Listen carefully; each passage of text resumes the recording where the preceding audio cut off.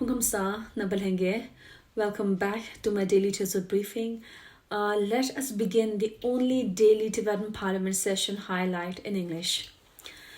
Chaired by Honorable Speaker Kempustam Timpela, the second day of 17th Tibetan Parliament in Exile's 7th session, that's a budget session, began at 9:30 this morning with the presentation of the official obituary reference to former member of the National Commission for Scheduled Tribe under Government of India and a long-time Tibet supporter, Lama Lobsang of Ladakh. The session then continued with the deliberation over the official motion on the critical situation inside Tibet. The deliberation by more than 30 chitu ranged from honoring the sacrifices of Tibetan martyrs to condemning the escalating human rights violations in occupied Tibet and the critical necessity to protect the distinct Tibetan identity through preservation of our unique heritage, our language, our ways of livelihood that are facing a direct threat of extinction under China's brutal policy.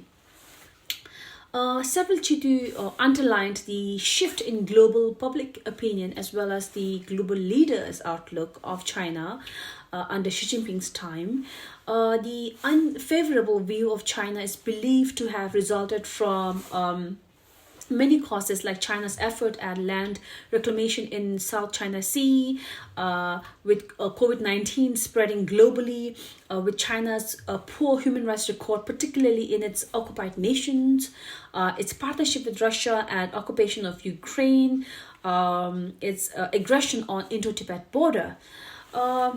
Then several parliamentarians commended the effort, a joint effort of Kasha, Office of Tibet Washington, NGOs like ICT and SFT, and of course the Tibetan community associations around the United States on the successful passage of HR 533 on Tibet Resolve Act in the United States House of Representatives. So it is absolutely crucial right now to see the realization of the passage of the act in the House of Senate as well. So the most compelling means of expressing our solidarity with Tibetans inside Tibet would be through a collective effort on different stages and through various ways of advocacy. So the official resolution on the critical situations inside Tibet was adopted unanimously after a few minor rectification. Hereafter, Sigurd Pimbasilla, the incumbent Penjo Kalu and Chidu Geshel Harabago Losam Pende, the chair of the Budget Estimate Committee of the Parliament, provided the necessary clarifications to the doubts raised yesterday and today on the budget statement by Penjo Kalu and the Presi 2024 to 2025 budget report by Budget Estimate Committee after the debates. So then, as per the list of business, the session proceeded on the continuation of discussion and approval on the proposed budget of various departments and offices under the Central Tibet Administration for the fiscal year of 2024 to 2025. Beginning from the definite budget, that's which are basically the salaries and benefits of honorable speakers and the Tibetan Supreme Justice Commissioner. And then the recurring budget, that's and the special recurring budget, and then the supplementary budget, of the Tibetan Supreme Justice Commissions were approved with majority vote.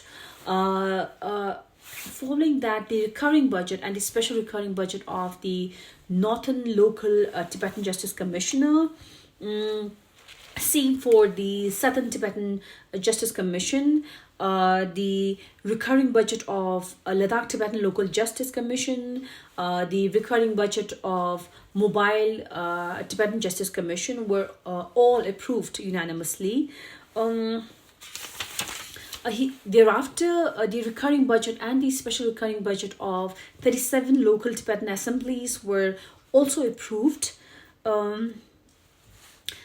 Then, as per the list of business, there were questions raised during the undertaking of the Parliamentary Secretariat on the Settlement Visitation Program budget, where recently, if you have noticed, in several settlements, they were walk out by a large number of Tibetans during the visit by Chitu in the settlement, which has caused doubts of elected parliamentarians' role in being a bridge to the administration and raising the concerns of the people. So there were opinions that it'll be a waste of time and CTS fund if we still continue with the program while the public, several sections of the public do not participate actively.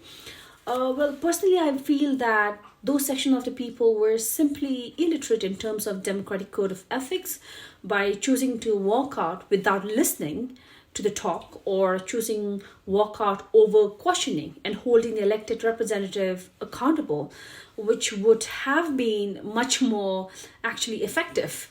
Hence, the recurring budget of the Parliamentary Secretariat remains open for discussion as of now. And hereafter, there were questions raised during the undertaking of several offices like Kasha Secretariat, which were duly answered by Honorable Sikyong.